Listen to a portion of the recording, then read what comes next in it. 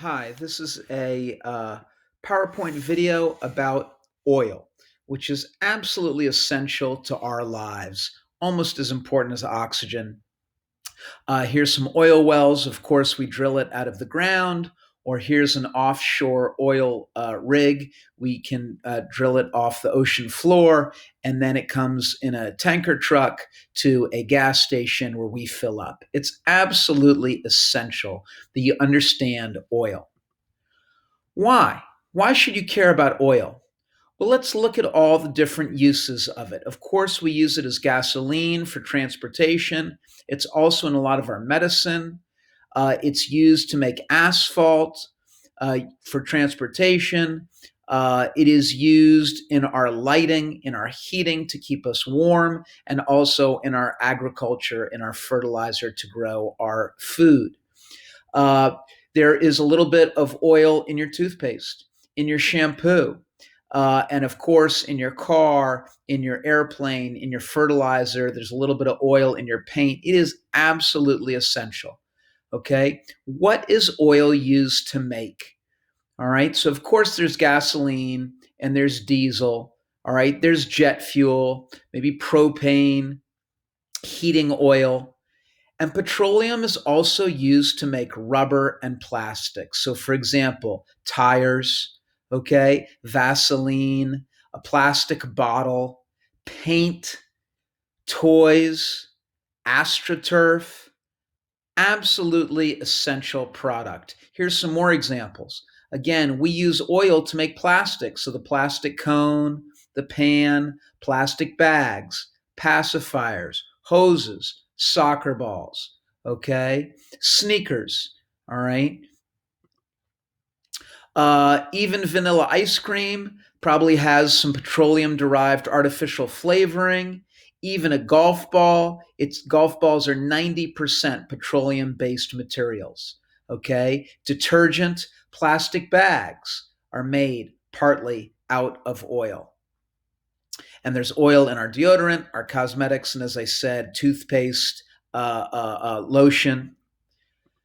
All right, before 1900s, that is before cars, oil was found where? I'll give you a hint, it's an animal. And how did we get oil? So here you see these ships, they'd sail out of New England ports such as Nantucket and New Bedford. I'm talking about roughly from 1750 until 1850. Oil was found where? How do we get oils? And it was used mostly as an illuminant, that is, for light. That's how we used to use whale oil.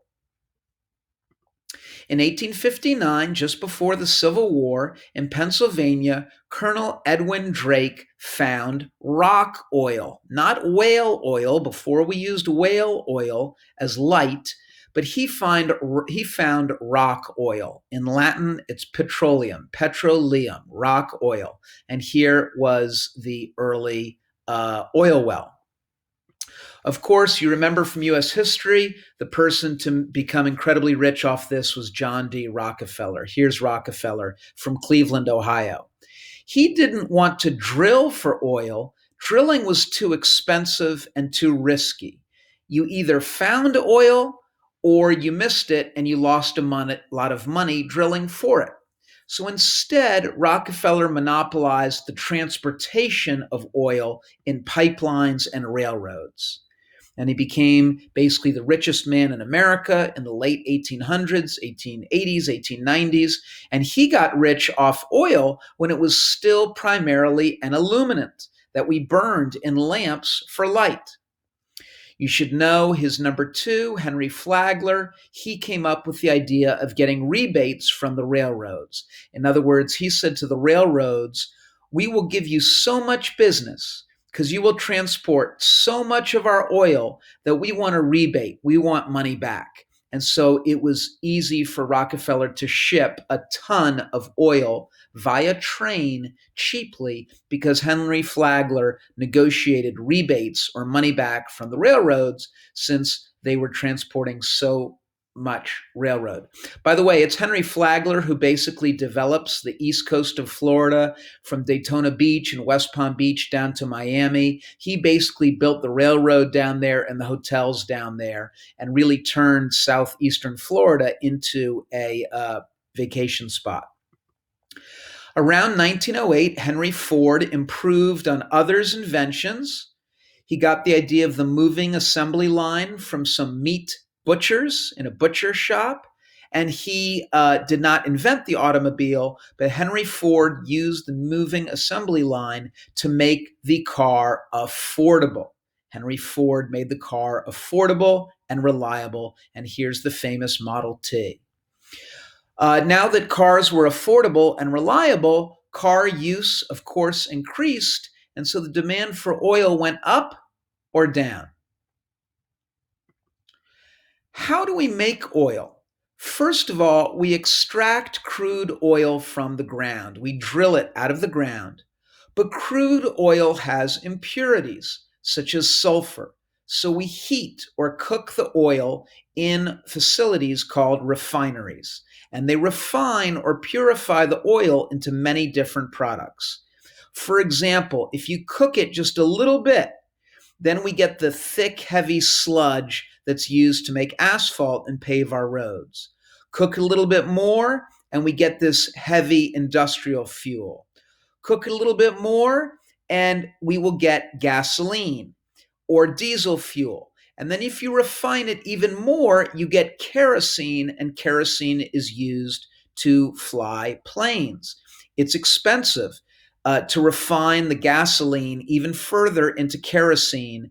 And that's why plane tickets are so expensive, because kerosene's expensive. All right.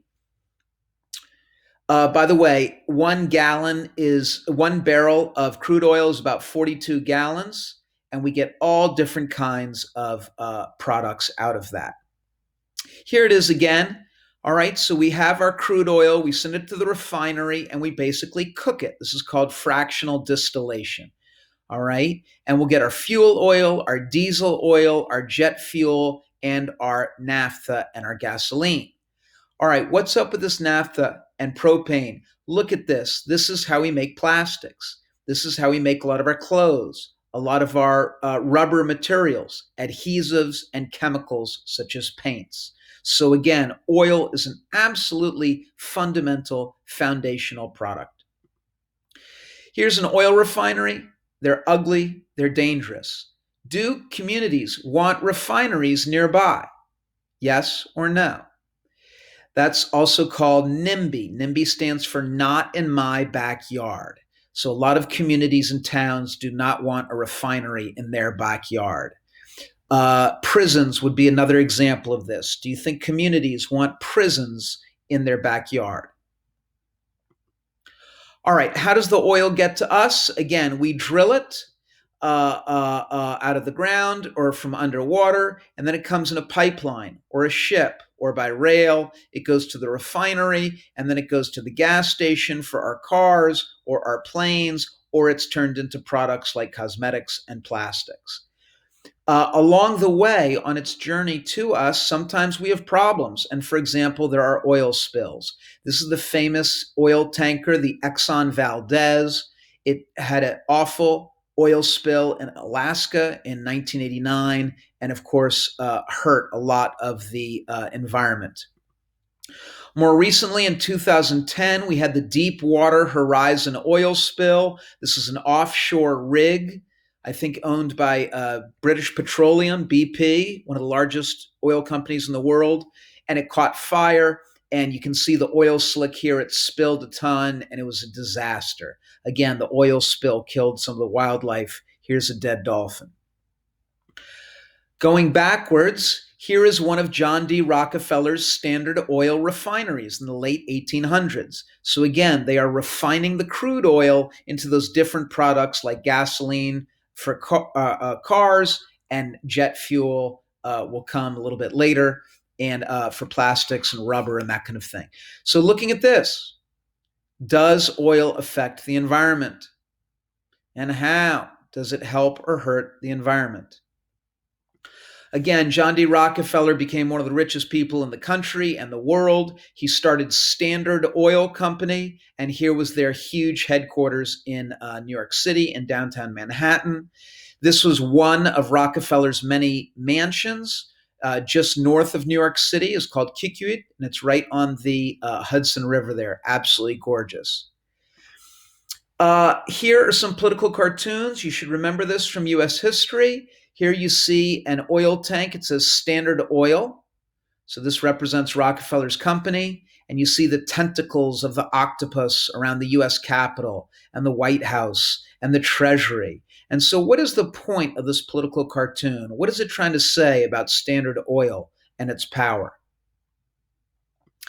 Here's another political cartoon. This is John D. Rockefeller, and he's shoving money bags under the government building. Here's the US Capitol, where the Senate and the House of Representatives are. You see all the barrels of oil and the smokestacks. So, what is the point of this cartoon? What is it saying about Rockefeller and his power? You should remember from US history in 1911, the Supreme Court ruled that Standard Oil was basically a monopoly and it had to be broken up. It was too big. And so in 1911, the court ordered Standard Oil broken up, and it got broken up into all of these companies. Okay? Standard Oil was known by its abbreviation SO, and they turned that to SO, and that eventually was renamed in 1973 into Exxon. And today it's ExxonMobil, one of the largest companies in the world. Here you see Standard Oil of Indiana, Standard Oil of Ohio, and they were bought by British Petroleum. Okay, and here's Chevron. Okay, so some of the major oil companies we use today descend from Rockefeller's Standard Oil. Today, some of the largest companies in the world are oil companies. So here's Saudi Aramco, which is basically owned by the Saudi Arabian government. They're huge. Gazprom is owned partly by the Russian government. Here's ExxonMobil, and you have some Chinese companies. Royal Dutch Shell is part Dutch and part English, and these are absolutely huge. You can see the revenue, $400-300 billion a year. These companies are enormous. These are some of the largest companies in the world today. So, for example, if you look here in 2011, ExxonMobil was the largest, most valuable company in the world. PetroChina was right up there, and Shell was up there. What has happened in the last couple of years, up to 2016? What's happening now is Apple and Google, Amazon, Facebook, the tech companies are becoming more valuable.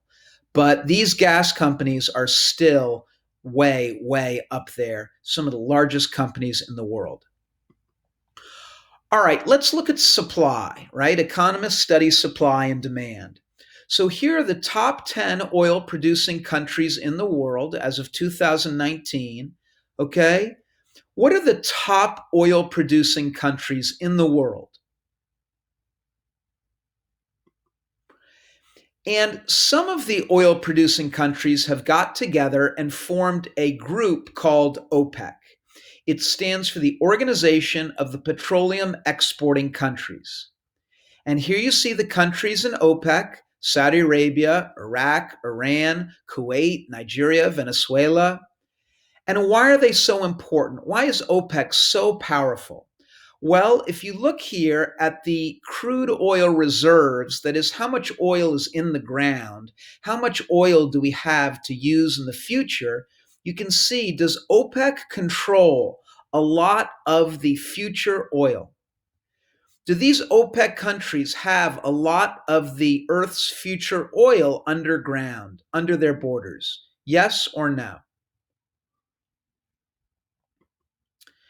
Saudi Arabia basically has the most oil reserves underground. Actually, it's Venezuela with 18%, almost a fifth of the world's oil underground, but Saudi Arabia is in second place. And so it's these countries that can supply more when the world economy needs it, or the price of oil becomes too high, and they can cut back and supply less if the world economy slows down and doesn't need as much oil. So Venezuela, Saudi Arabia have tremendous power. All right, let's focus on the United States for obvious reasons. All right. In the last couple decades, 1990, 2000, what was happening to our production? It was going up or down. And since 2010, what has happened to our production? Has it gone up or down? Why has US oil production gone up? It is because of a new technology called fracking. The full name is hydraulic fracturing. What the heck is fracking? It's basically when you bring in a lot of water. Here's the water truck. You bring in a lot of water and sand and chemicals, and you pump it down into the well under high pressure.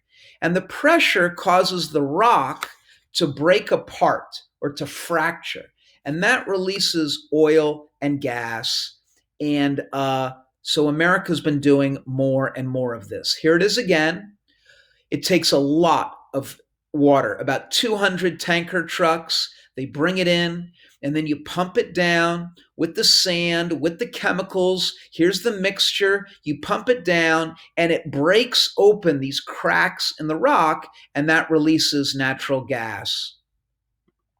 Here you can see where fracking is in the United States, quite a lot of it in Pennsylvania, Oklahoma, and most of all, Texas and Colorado. So there has been a big change. Since 2008, the United States has become the world's leading producer of oil and gas, and it's largely due to fracking. So now we can get more oil and gas out of the United States. So, is it good that we can get oil from the US as opposed to getting it from a repressive, oppressive dictator, say in the Middle East? Is it better to get the oil from Texas or from some dictatorship in the Middle East? And why? Why would we rather get the gas, the oil out of Texas as opposed to the Middle East? On the other hand, fracking does have its problems. It releases a lot of harmful greenhouse gases that lead to global warming. It uses a lot of water. When you bring in about 200 tanker trucks, these are big, heavy trucks, it uses a lot of water. It uses a lot of trucks, so many trucks that it damages the highways, and the highways themselves are starting to crack under the pressure. All right, that's supply. What about demand? Here you see the consumption of petroleum from the 1990s up to 2017. So what is happening to world consumption of oil? Is it going up or down? And in particular, which area is growing? Is the US using a lot more oil? Is Europe using a lot more oil? Which wedge here is using a lot more oil? Which country is using a greater amount of oil? All right, that was a look at supply and demand, and you know that supply and demand affect the price of oil. So, what has been happening with oil prices? There are actually two different oil prices. One is basically the price of oil in Texas. It's called West Texas Intermediate. It comes out of Texas, Louisiana, and the US. And the other price for oil is called Brent. And this is based on oil that comes out of the North Sea next to England and Scotland. Okay, so we really have two world prices for oil. And if you look over the years, you can see that the Brent oil price and the West Texas Intermediate oil price basically move together. However, when they separate, when they diverge, it does create an opportunity for investors to make money. And we call this arbitrage. Arbitrage is basically when you make money off a small, tiny price difference. So, for example, you look here, the West Texas price is cheaper. So you could buy a barrel of gas, a barrel of oil at this lower price, and then try to sell it at the Brent oil price. Okay? That's called arbitrage. Buy low, sell high based on these tiny price differences. All right, now here we are looking at oil price over time, and you see it has gone up and it has gone down. The oil price is really volatile, it fluctuates a lot. When the world economy is booming and people are traveling and factories are working all the time, we need a lot of oil. And when the world economy is doing poorly and people aren't traveling and not spending money and factories aren't working all the time, then we don't need as much. Let's look at a recent example. What effect did the 2020 COVID epidemic have on oil? Well, let's think about that. There were shutdown orders, people were not allowed to travel, people didn't go on vacation as much or fly as much or go to other countries. People worked from home, they didn't drive to work as much. What happened to demand for oil during the COVID epidemic? So, what happened to the price of oil during the COVID epidemic? All right, what about the future? Well, we keep worrying about peak oil. Peak oil is that period when we have the most oil, but then because of our constant use, it starts to run out. And there are constantly projections. We're hitting peak oil now, or we're past peak oil, or we're going to hit peak oil in 5 years, and then we're going to start to run out. We need to use less oil, and that's true. But the date of when we're going to hit peak oil keeps getting pushed into the future as our technology gets better. So we have better technology now for finding oil, drilling for oil, fracking. So now we've got more oil. So they've pushed out the peak oil date into the future more. And also, our cars and our machines and our factories are using a little bit less oil. Our machines are a little bit more energy efficient. So this peak oil period is getting pushed into the future more. It's not quite clear when peak oil is going to be. All right, now when we burn oil in our cars or in our furnaces or in our factories, it emits carbon. And what's wrong with that? What's wrong with these greenhouse gases?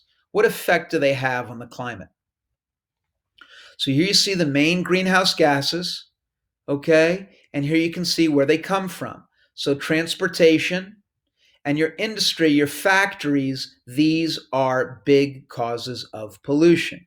Same thing here. If we burn any fossil fuel, oil, coal, or natural gas, if we burn those to create electricity or to heat our homes, it creates a lot of pollution. So let's look at global carbon emissions from fossil fuels. Again, that's gas, coal, and oil. What is happening to our global carbon emissions? And where is the growth coming from? Okay, this is emissions. Is Europe polluting more? Is that band getting thicker? Is the US polluting more? Is that band getting thicker? What is the region, what is the area of the world that is using more energy and polluting more? What is the main area of the world that we have to worry about? All right, what is the consequence of our choice to use oil? Again, burning oil emits those carbon gases, and that warms up the planet. And these are the projections. Okay, this is there are various ways to measure it, but these are the projections, and you see that the average world temperature has gone up, and it's gone up more steeply in the last 25 years or so. Of course, the future is hard to predict. If you look here at 2060 on the x-axis or 2080, it's hard to predict. These are a whole bunch of different predictions. In general, what do scientists predict? What's going to happen to global temperatures? So what should we do? What should we do about energy? We need to move. We need to heat our homes. What should we do? Well, first of all, let's look and see, where did we get our energy from in the past? Let's go back here to 1950 to 2000. What were the main sources of our energy? And where do we need to get energy from in the future? And you can see up here, where do we need to get our energy from in the future? We need to get it from what are called renewable energy sources, such as solar power, wind, hydroelectric. This stuff is renewable. We're not going to run out of the sun, at least not for several billion years. Again, in the past, where did we get our energy from? This is going back several decades. What were our main energy sources? And what's the problem with that source? In the future, this is what is predicted, okay? And we need to get more of our energy from these renewables, from nuclear energy. These are sources of energy that pollute much less. I'll try to end with a little bit humor, I guess is the wrong word, but what is the point of these political cartoons? Here's a guy saying, hey man, like I don't care what it's costing me. And here you see, this is a barrel of oil. It says OPEC on the side. Here you see the stars on this guy's sleeve. So this guy represents Uncle Sam. And here you see a globe, and you see what this guy is injecting. So what is the point of these political cartoons? And how does economic principle number 1 apply here? And how does economic principle number 2 apply here? I hope this was clear. Oil is absolutely essential to our current life, and it can affect the future life of our planet. If you have any questions, please let me know. Thank you.